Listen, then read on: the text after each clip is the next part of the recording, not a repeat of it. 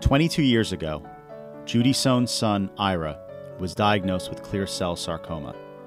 He was only 24 years old. Judy spent much of the next 3 years in the long halls of hospitals, watching Ira undergo various treatments, therapies, and surgeries. Throughout, she remained upbeat, energetic, and resolute for her son and the rest of her family. Unfortunately, her spirit wouldn't be enough to save her son's life. In 1993, Ira would lose his battle with cancer. Instead of succumbing to her grief, Judy turned her attention to other children facing the same fate as her son. She focused on how she could change their circumstances for the better. So Judy Sohn started to do what always came naturally to her, what she did best. She brought people together. She came to me and said, you know, Ira always loved music. He loved to watch the kids play with music and how it soothed them. So then we started in our community the Ira Sohn Run that helps support music therapy at the Tomorrow Children's. And then Judy came and said, you know, we have to do something even more. And at that time, Lance Lafer, Doug Hirsch, and Dan Nair were becoming interested in beginning something in Ira's name.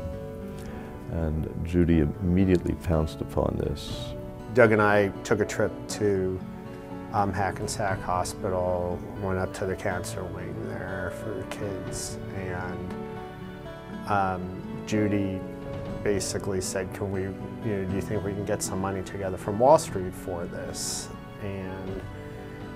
And we were shooting around a lot of ideas, and the idea that really sort of stuck with us was to make this an investment conference. She was singular in her focus that this was the charity that she wanted to honor Ira's memory for, and she was also incredibly committed and willing to put in all the time and effort to support the conference and to lead essentially the administrative side of that whole process. I remember vividly her presence on our trading desk each of the first few springs. She would literally be the first in and pretty much the last out every day, making telephone calls, setting up mailings, doing everything from our office where she was a fixture, and people got a real kick out of her humor and her tenacity.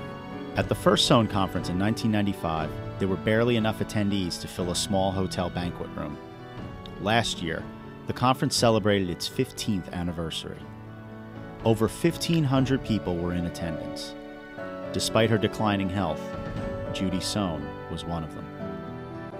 I think a lot of people could have rested on their laurels, been part of initiating it, seeing it happen, and not had sort of the courage to be as involved and as committed to the workings of the conference.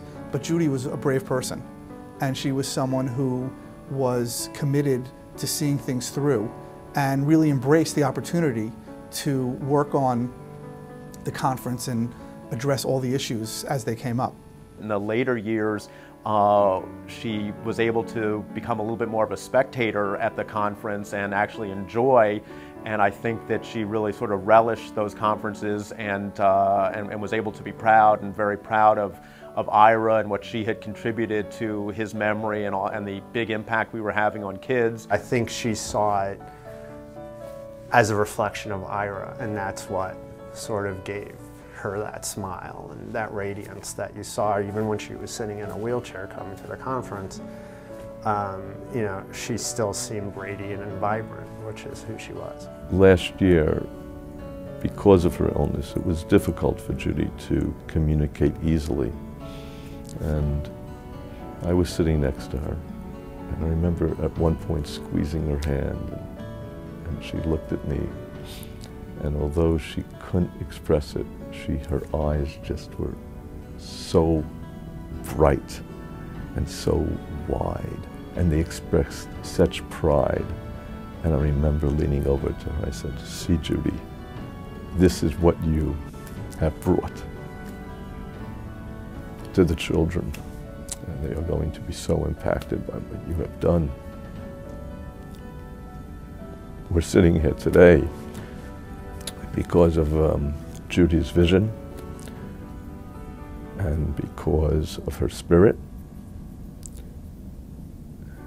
because of her empathy, and because of her huge heart.